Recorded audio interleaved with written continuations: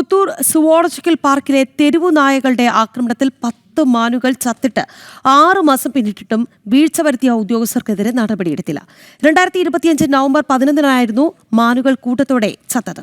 മുൻ റവന്യൂ മന്ത്രി കെ രാജൻ നേരിട്ട് മേൽനോട്ടം വഹിച്ച സുവോളജിക്കൽ പാർക്കിലുണ്ടായ വീഴ്ച ഒതുക്കി തീർത്തുവെന്നാണ് ആക്ഷേപം.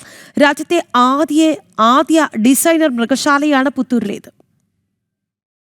രാജ്യത്തെ ആദ്യത്തെ ഡിസൈനർ മൃഗശാലയാണ് പുത്തൂർ സുവോളജിക്കൽ പാർക്ക്. 300 ഏക്കറിലധികം വിശാലമായി കിടക്കുന്ന മൃഗശാല 371 കോടി മുടക്കിയാണ് നിർമ്മാണം നടത്തിയത്. എന്നാൽ മൃഗശാലയുടെ പ്രവർത്തനം തുടങ്ങി ഏതാനും നാളുകൾക്കുള്ളിൽ തെരുവുനായ്ക്കളുടെ ആക്രമണത്തിൽ 10 മാനുകളാണ് ചത്തത്.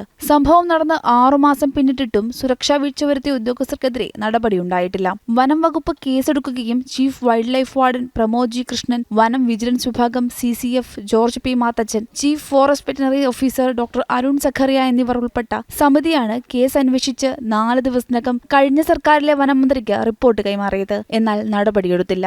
മൃഗങ്ങളെ സംരക്ഷിക്കേണ്ട ഉത്തരവാദിത്തപ്പെട്ട സംവിധാനത്തില് ഇത്തരത്തിലുള്ള ഒരു ആക്രമണത്തിലൂടെ മാനുകൾ കൊല്ലപ്പെട്ടിട്ടും അതിന്റെ അന്വേഷണം പൂർത്തീകരിക്കാത്ത നിരുത്തരവാദിത്തപരമായ ഒരു നിലപാടാണ് ഇന്ന് സർക്കാരിന്റെ എന്നാണ് നമുക്ക് മനസ്സിലാക്കാനായിട്ട് കഴിയും. അപ്പോൾ ഈ അന്വേഷണ സമിതിയുടെ അന്വേഷണം അത് സത്യസന്ധമായിരിക്കില്ല എന്ന് ബോധ്യം വരുന്ന ഒരു സാഹചര്യമാണ് ഇപ്പോൾ ഉള്ളത്. മാനുകൾ ചത്ത വിവരം മാധ്യമങ്ങൾക്ക് കൈമാറിയതിന് സസ്പെൻഡ് ചെയ്യപ്പെട്ട മന്ദാമംഗലം ഫോറസ്റ്റ് സ്റ്റേഷനിലെ deputy range forest officer PK Muhammad Shameem സർവീസിൽ തിരിച്ചുകയറി. ഉന്നതതല റിപ്പോർട്ടിന്റെ അടിസ്ഥാനത്തിൽ വനം മന്ത്രിയാണ് കുറ്റക്കാർക്കെതിരെ നടപടി സ്വീകരിക്കേണ്ടതെന്നാണ് zoological park director BN Nagaraju അന്ന് വിശദീകരിച്ചത്. പുത്തൂർ സുവോളജിക്കൽ പാർക്കിൽ മാനുകൾ കൊല്ലപ്പെട്ട സംഭവത്തിൽ അധികൃതരുടെ വീഴ്ച വ്യക്തമാണെങ്കിലും നടപടിയെടുക്കാൻ LDF സർക്കാർ തയ്യാറായിരുന്നില്ല. പുതിയ സർക്കാർ അധികാരത്തിൽ വന്നതിന്റെ പശ്ചാത്തലത്തിൽ ഇനി എന്താണ് നടപടിയെന്നാണ് ജനങ്ങൾ ഉറ്റുനോക്കുന്നത്.